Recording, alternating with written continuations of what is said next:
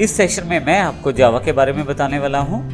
हम इस पूरी सीरीज में कंप्लीट जावा की ट्रेनिंग लेने वाले हैं, जिसमें हम वो बेसिक्स भी शामिल करने वाले हैं जो आपको एंड्रॉयड की प्रोग्रामिंग के लिए भी चाहिए होते हैं। जावा को शुरू करने से पहले मैं आपको ये बता दूं कि ये सबसे पॉपुलर लैंग्वेज बन चुकी है आज की डेट में जावा, और इस पे इस समय भी 9 मिलियन से ज़्यादा डेवलपर्स काम कर रहे हैं।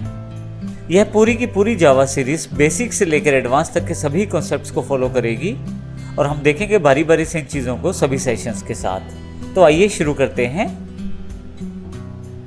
जावा क्या है और क्यों इसे प्रयोग करते हैं। जैसे कि मैंने पहले बताया, जावा सबसे पॉपुलर एक लैंग्वेज है, और यदि हम बात करें लैंग्वेज के बारे में, प्रोग्रामिंग लैंग्वेज के बारे में, तो इससे पहले वाले सेशन हमारे पास आपकी इसी डीवीडी के अंतर्गत अवेलेबल हैं। यदि आप बिल्कुल फ्रेशर हैं, यदि आप पहली बार किसी लैंग्वेज को सीख रहे हैं, तो मैं आपको सजेस्ट करूंगा कि आप हमारी सी या C++ के बेसिक्स को जरूर एक बार रिवाइज कर लें। इसके लिए आपको कहीं जाना नहीं है। इसके लिए आपको जो ये जावा का डीवीडी मिला है, इसके अंदर ही हमने उन बेसिक्स को दोबारा दिया है। आपको जो सीरीज दी गई है जावा की, उसमें हमने C++ के कुछ बेसिक्स पहले से डाल दिए हैं। आप इनको केवल 1-2 बार देख सकते हैं। देखने भर से आपको काफ़ी सारी चीज़ें समझ आ जाएंगी, जिससे आपके लिए जावा को सीखना थोड़ा और आसान हो जाएगा। लेकिन यदि आपके पास पहले किसी भी तरह का प्रोग्रामिंग एक्सपीरियंस नहीं है, तो भी कोई बात नहीं। हम हर एक कॉन्सेप्ट को यहाँ कवर करने वाले हैं और अच्छी तरह से उसे समझने वाले हैं। तो आप बिल्कुल बेसिक्स से शुरू करते हुए एडवांस की तरफ चलेंगे। तो आइए शुरू करते हैं जावा के बारे में। जावा एग्जैक्टली हाई लेवल लैंग्वेज है।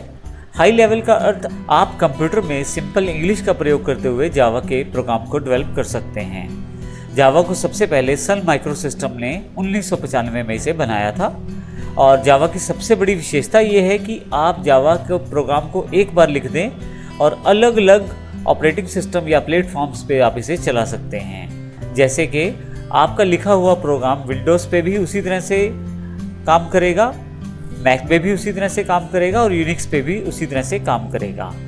जावा का पॉपुलर होने का सबसे बड़ा कारण ही यही है कि जावा अलग अलग डिवाइसेस पे प्रयोग की जा सकती है।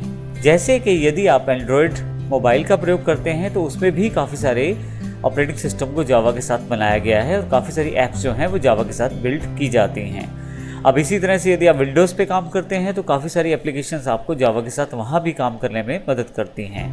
तो इसी तरह से यदि आप मैक पे भी काम करते हैं, तो मैक पे भी जावा से बने हुए काफ़ी सारे प्रोग्राम्स को आप प्रयोग कर सकते हैं। सबसे अच्छी बात यह है कि जावा का एक ही प्रोग्राम आप विंडोज़, मैक, यूनिक्स या एंड्रॉयड किसी पे भी रन कर सकते हैं।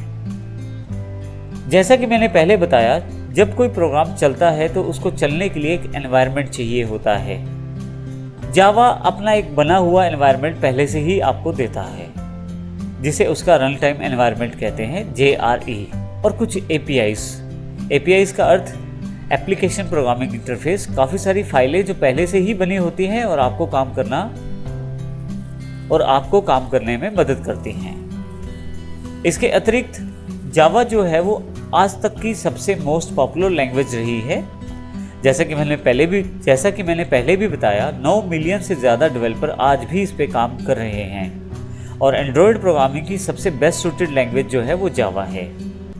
यह एक छोटी सी इंट्रोडक्शन है। जावा के बारे में हम विस्तृत रूप में आने वाले सभी सेशंस में जानकारी लेंगे। हम ये देखेंगे कि जावा के और कौन से एस्पेक्ट हैं जिनको जानना ज़रूरी है, जिनसे हम इस लैंग्वेज को अच्छी तरह से सीख सकते हैं। तो इस सेशन में हमने जावा की एक ब्रीफ इंट्रोडक्शन प्राप्त की। अगले सेशन में हम जानकारी लेंगे कि कौन कौन सी चीज़ें आपको रिक्वायर्ड हैं जावा सीखने के लिए, अर्थात प्री रिक्विजिट क्या है जावा के लिए। धन्यवाद।